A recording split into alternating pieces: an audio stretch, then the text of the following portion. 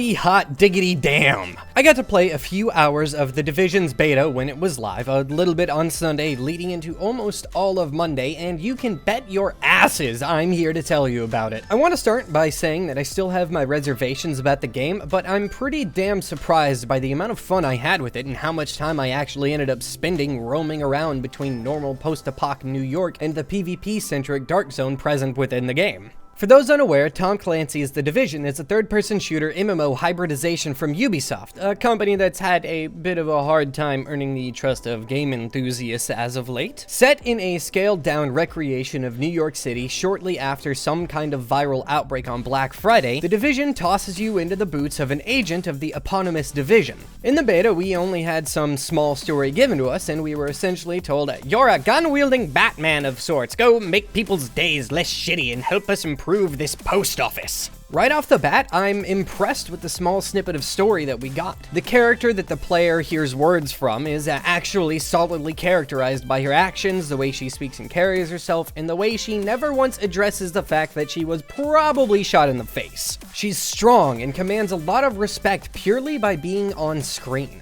So the game gives you some guns and pants and then tells you to do the single main story mission that's available. It's short and you can repeat it multiple times on higher difficulties for more XP and better loot. In this way, The Division makes its base gameplay pretty clear, at least in my mind. It seems as if this is going to be a game about getting better gear so you can see higher numbers on the baddies that you're shooting, very similar to the base of Destiny, which released last year and was widely lauded, at least by my friends and I, as the year's hottest 6 out of 10. I'm pleased to say that thanks to some pretty simple differences in the activities available and core mechanics, I find the small bits of The Division that were available to be far and away more entertaining than all of Destiny's Year 1 content. I haven't actually played any of Destiny's Year 2 content yet, so I can't make any comparisons there. The recreation of New York that's laid out before the players is breathtaking and fun to roam around and explore. Likely, because of the small map size we were given, it's actually fairly easy to learn, and I quickly picked up parts to use as landmarks in the environment to navigate without using my map or GPS. There are definitely some changes between the reveal and now, but I feel that the graphical downgrades and UI changes are far and away less egregious than those of, I don't know, Watch Dogs. I think they're well within acceptable bounds, and I think it's a good move, at least for PR on Ubisoft's part, to show us what we can actually expect. Now, if they go and do some insanely massive changes right before launch, then just know that I am giving them a very stern look and a very disapproving wag of my finger. The ability and leveling systems are interesting, though I'm worried that they may conflict in the late game. When you level, you're granted an ability point, and you can use that to purchase an ability, as you'd expect. Abilities and their side grades are made available by advancing and upgrading your home base at the post office. You can have 2 abilities equipped, both bound to their own buttons and on their own cooldowns, and you can swap these out when you're not in combat just by going to the menu and choosing to put a new ability on a button. It's a really cool system, and I think it'll make for a lot of fun tactical decisions with groups of players. My main concern here is that in later parts of the game, you'll end up with a whole bunch of ability points, but no more abilities to spend them on, as you haven't been able to get the next upgrade for your home base. Something like that would really just break the flow that progression should have, and it'd just feel really strange in general. Then there's the other side of the same coin. Upgrading the home base seems like it could grow to be a hassle as well. We were only allowed 2 pre-chosen upgrades in the beta, and they were both for the medical wing. In order to get resources to upgrade your wings, you have to go around the map and complete little encounters, which are randomly dropped points of interest with some bandits to shoot and a civilian to save. You may also be able to loot resources just randomly around the world and get them by completing missions, but I didn't notice either of those. My worry with this side of things is that it could easily turn into just running around from marker to marker mindlessly, and that's just boring. Being able to get resources in other ways would be great, as it's important to mix things up. This could easily prove to just be pointless worrying, and I hope that I'm proven wrong. Another big worry that a lot of players, myself included, have about The Division is enemies being really bullet spongy. It's an interesting problem that a lot of RPG shooter hybrids have, and one that I feel The Division is gonna handle pretty well. When you're in an area or mission that's your level and you have gear that's up to snuff, everything actually feels fairly balanced, and the average enemy isn't very spongy at all. While a headshot won't kill most enemies instantly, they do a massive amount of critical hit damage. I didn't get get above level 8, so it's possible that later on down the line in the game, towards whatever max level is, things could change. But if things continue in the same curve that I experienced in the beta, I think it'll feel great. The AI itself actually feels fairly intelligent as well. From my experience, it actually used the environment, and in higher level areas, they'd switch positions to find better cover and try to flank. It seems like things fit a bit into Ubisoft's classes of enemies tree, which is the only thing that sticks out about them. You've got your standard dudes that act like normal bandits with guns would, you've got your idiots with baseball bats that for whatever reason think it's a good idea to run at the player that has a shotgun, and the only other variety I saw were some armored dudes with flamethrowers. Now, the Dark Zone is where things get really cool. The Dark Zone is the only place so far in the Division where PvP is actually a thing, and it's smack dab kind of in the middle of the map. It's a pretty decent size, and in it you find some harder baddies and some of the best loot in the game. You explore contaminated areas, find and take out bandits, and watch your ass as close as possible because it's pretty likely that a player or two is going to sneak up on you and steal your stuff. You can still be in a group while in the Dark Zone, and groups aren't disbanded between the DZ and the main map.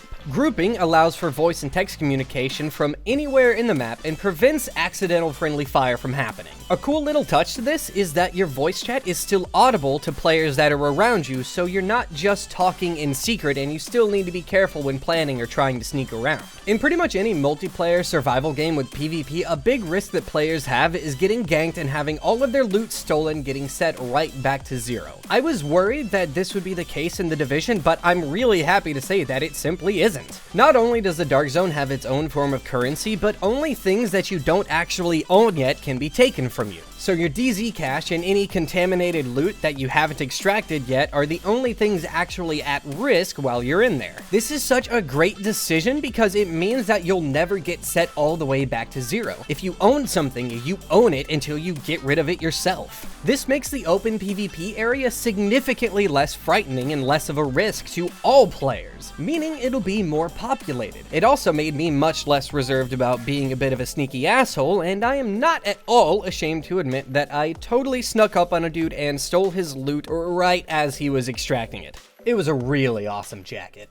When you deal any amount of damage to a non-hostile player, you and your entire team get marked as rogue, and a bounty is put on your heads for an amount of time. Each time you damage or kill another non-rogue player, your bounty and its timer both go up. Survive long enough for the timer to run out, and you'll get a nice stack of DZ cash money. If someone kills you, though, they get your bounty. This leads to a lot of really awesome standoffs and chases, and is easily the most fun I had in the beta. You'd think that in an environment like the DZ, with as little at stake as there is in the Division, everyone would just be running around shooting people on sight. I'm pleased to report that this simply wasn't the case during my playtime. Most people went around minding their own business, some were interested in teaming up, and a few were just downright hilarious. I made a couple of pals during the beta, and at one point I ended up running around with 8 people in 2 groups of 4 with the entire server hunting us down. Another concern I had about the Dark Zone is that higher level players would be reigning over an area and dominating everyone with their bigger stats and better gear, but again, this isn't the case. The Dark Zone is split up into tiers, and only players within the same tier will be able to interact with each other. This keeps things balanced and interesting for everyone involved, in addition to keeping big Mr. Max Level Pants from running around like God, rubbing his fat loot in everyone's faces. My concern with this system is that I'm unsure if you can still roam the Dark Zone with your friends or not if you're in a different tier. I know you can still be with them in the main world regardless of level, but I didn't get to try it in the Dark Zone. It'd be pretty lame if I couldn't play with my friend just because I'm a level above them and in the next tier. I am so happy that the Division ended up surprising me. The beta could have easily been a disappointment, and while there's no real guarantee that the game is going to end up living up to the expectations that I've now got for it, it's definitely something that I'll be following far closer than I have been. The level of detail in the environment and gameplay mechanics is incredible. The menus are all smooth, intuitive, and work well. The Dark Zone is an absolute blast. The missions seem like they're gonna be pretty well designed. My only remaining concerns are when it comes to microtransactions and DLC.